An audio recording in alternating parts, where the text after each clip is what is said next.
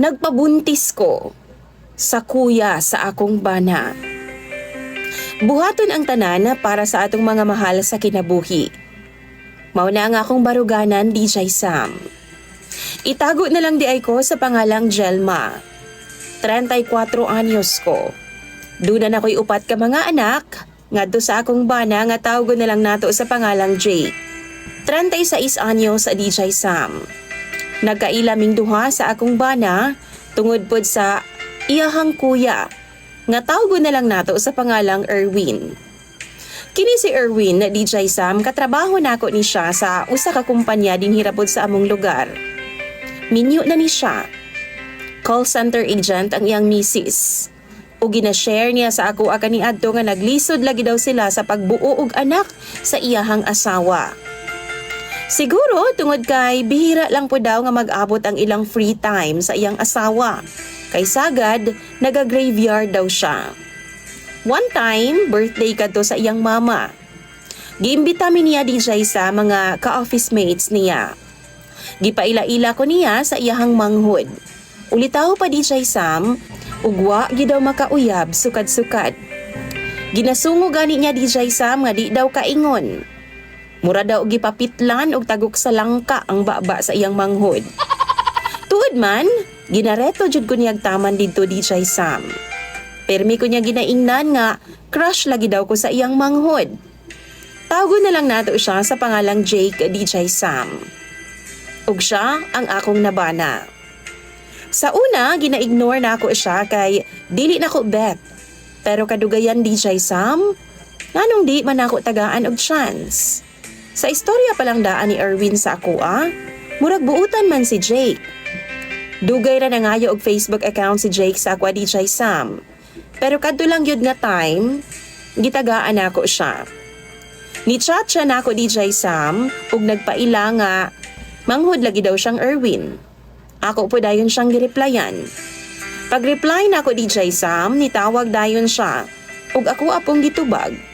Didto nagkaistoryahanay ming duha. Ug nagkailhanay mi og taman. In fairness DJ Sam, lingaw pud siyang kaistorya. Una, mauwaw pa siya, mataha pa siya, pero kadugayan, nakampante ra pud siya. Nagkasinabot ming duha ug hangtod nga gipanguyaban ko niya DJ Sam. Naga-date na mi sa gawas ug after 5 months gisugot na gid nako siya. Human sa 2 ka tuig, nagpropose siya sa akwa og kasal DJ Sam ug gidawat pud nako. Nabuntis dayon ko ug nagmalipayon kaayo ang akong bana. Labi pa ang akong mga ugangan DJ Sam kay first apo baya nila. Labi na ako mga ugangan DJ Sam kay first nga apo baya nila. After 1 year, nabuntis na pud ko sa among ikaduha ug nagdesisyon mi ni Jake nga husto na. Kay wa na mi ikapa-eskwela DJ Sam o galing man. Hangtod na nagko na ang among mga anak. Parehas na nga naa sa elementarya. Samtang sila Kuya Erwin og iyahang misis, wa jud gigasahan og anak. Sa tinuod lang no DJ Sam, pait mi sa akong bana. Malipayon og hapsay ang among pamuyo. Apan usa ka pangitabo ang nibag-o sa among mga kinabuhi. Usa ka adlaw niya na DJ Sam. Grabe ang akong kakulba. Nabalaka ko pag-ayo nga nung wa man makauli dayon ang akong bana. Hapon na, DJ Sam. Dapat man god alas 5 pa sa hapon, naana na siya sa balay gikan sa trabaho. Pero alas 8 na sa gabi wa pagihapon siya. Taod-taod DJ Sam dunay nanuktok sa among pultahan. Giingnan ko sa among silingan nga paadtuon daw ko sa hospital kay nadisgrasya daw ang akong bana. Nabangga ang motor nga iyang gisakyan DJ Sam o gitakasan daw sa nakabangga. DJ Sam, luwas ang kahimtang sa akong bana. Apan intawon, ang bill namo sa hospital, mikabat og 60,000 kapi ni adtong tungura. Wa miipon nga dako sa akong bana. Siya ra baya intawon usa ang nagtrabaho DJ Sam. Sales agent lang pud siya. Naundang man gud kog trabaho kay nabuntis man ko. Dayon, nakasentro na dayon ko sa pag-atiman ug pag-amuma nila sa akong mga anak. Miduol mi kang bisan kinsa DJ Sam, Pero wa gyud ko kalikom og bisan 1/4 lang man sa among bill. Nagkadugay ang pag-istar sa akong bana sa hospital DJ Sam, nagkadako pod ang among billing. Sa private hospital man gud gida ang akong bana sa naka-rescue sa iyaha DJ Sam. Maong halang jud kayo ang presyo. Usa ka buntag ni ana, samtang naa sa eskwelahan ang akong mga anak, niduol si Kuya Erwin ako. Niadto gyud siya sa panimalay namo DJ Sam og lahus pa gyud sa among kwarto. Naa siya'y gi-offer DJ Sam. Gusto daw niyang hatagan ako siyag anak. Buntison daw ko niya.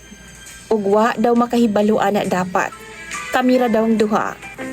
Frustration daw niya DJ Sam nga bisan kanus adi na siya mahimong amahan kung iyang asawa lang daw ang saligan.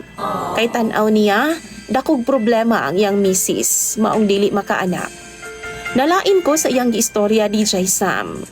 Baba kayo nga akong paminaw. Bayaw-baya na ako siya, pero sa dihang niingon siya, siya daw ang bahala sa bill sa hospital. Nausab ang akong hunahuna DJ Sam. Sa tinuod lang, gikapoy na kog pangita kung asa makalikom og kwarta.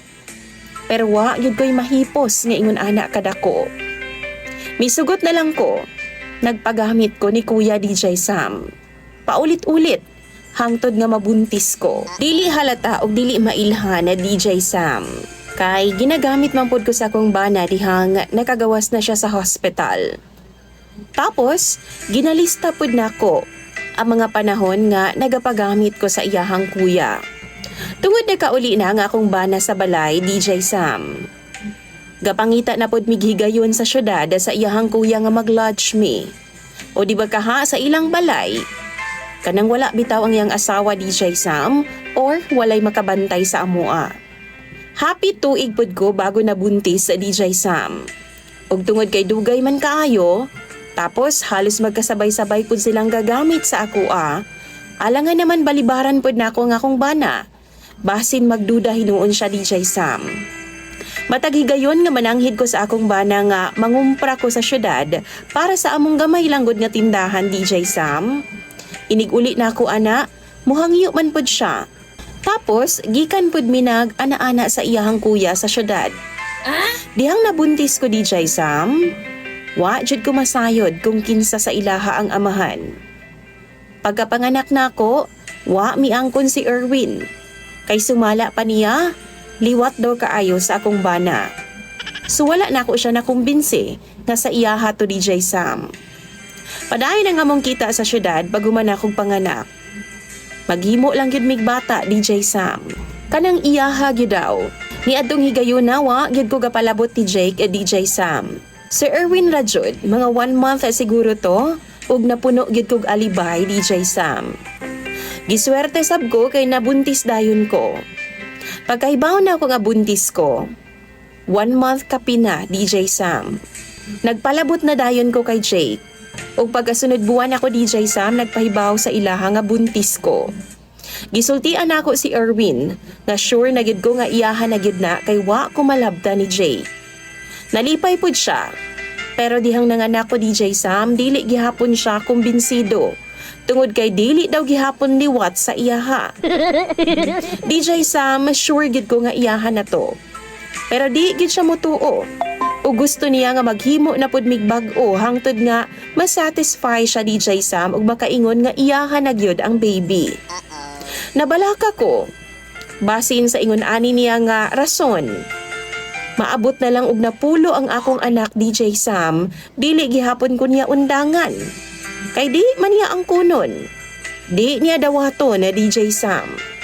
Kapoy na pud kog alibay sa akong bana ug nakonsensya na pud ko. Di na gid unta ako gusto DJ Sam nga moabot ang time nga masakpan ming duha sa akong bana.